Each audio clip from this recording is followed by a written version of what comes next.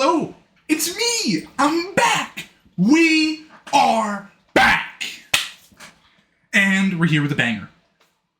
Big banger. I know I got a little mess going on there. Stuff still from Christmas, from my Christmas gifts and all that fancy jazz. And I hope everybody had a fantastic Christmas and a wonderful New Year's celebration. But we are here talking about probably one of the most confusing books in the New Testament. That's right, the revelation given to John. And we're going to do a quick talk about it, and my sources mainly come from a talk I had with my pastor a couple weeks ago. So, let's continue. Some brief overview of the Book of Revelation, or the Revelation given to John. In its original Greek, it was called the Apocalypsis. The Apocalypsis. And that's kind of like the genre category, which is supposed to be about the end of the world. And that's... oh, wrong side, sorry. That's where we get the word apocalypse for. And apocalyptic and all that stuff, that's where it all comes from. It all comes from John. And also, Greek. Like many words. Words in English, they either tend to come from Latin or Greek. It's strange how it works, but it does. Anyways, so, we cannot use the Book of Revelation to predict exactly what's going to happen in the news or in the world or what's just happening generally speaking. We can't. We simply can't, because the revelation given to John, more than one time, because he needed to write it all down. God said, make sure you get it all. This is going in the Bible after all. Gotta get it all. It's a dream. And let me ask you something. When you go to sleep and you have a dream, do you dream exactly what you're going to do throughout the day? I find that a little unlikely. Sure, God could have done that, but that's not what happened here. For the first part of the Book of Revelation, there's not many applications you could do in today's world, because the first part about the Book of Revelation, the 7 churches in Asia Minor, or modern-day Western Turkey. Sorry. Real churches. And they're all kind of scattered around southwestern Turkey. I'm not sure if those churches still stand. They might. Who knows? And hopefully, if they do, they confess the Christian religion as taught by God. Anyways, and another really cool thing, this is going to be a really short video. This is a brief overview.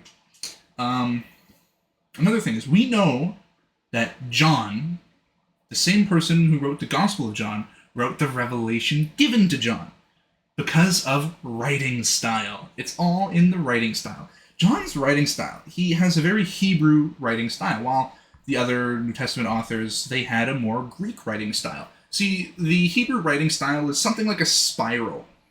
That's how their stories go.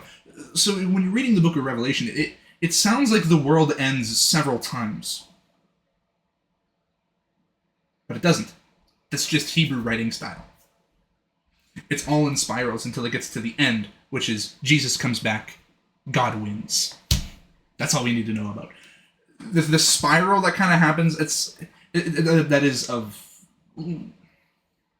lesser importance than the center of the spiral. God wins. And so you can tell this because John also has a very similar writing style to the Old Testament, which is the Hebrew writing style. It goes, and this, and this, and this, and this. There's a lot of ands within the sentence. If you've ever noticed that reading the Gospel of John or the revelation given to him, you'll notice there's a lot of ands throughout the sentence, as if you read Matthew, Mark, Luke, or anything written by Paul, you'll notice how it has a very Greek and also modern writing style, which is where it is in a straight line. The events happen in a straight line. There's less confusion, and fun fact, that was moderately annoying for the Greeks to read it at the time, the Revelation, because you're trying to write Hebrew into Greek. That's what John was doing. He was writing Hebrew into Greek. Right, because the gospel given to John, not the gospel, sorry, the Gospel of John and the revelation given to John, my bad, both written by the same person, writing Hebrew into Greek, which is kind of annoying, I guess, for the Greeks at the time, right? Because the Greeks, like, the language was all there, and the Greek, it worked linguistically, but the style was a little different than what the Greeks were used to, because they were used to straight line stories, like, Matthew, Mark, Luke, Acts, Romans, all that stuff. They're used to that, right? And we're used to that too, because when you're reading a story, let's say you're reading Harry Potter, right? The story tends to follow a straight line, has a storyline, and it's pretty well put together. I've read all the Harry Potter books. I love Harry Potter. Haven't read them in a while though, so. And Hebrews spiral writing style, a wee bit annoying. Let me just make sure I didn't miss anything from my small little Google document here. Yeah, no, that's it. Thank you for watching.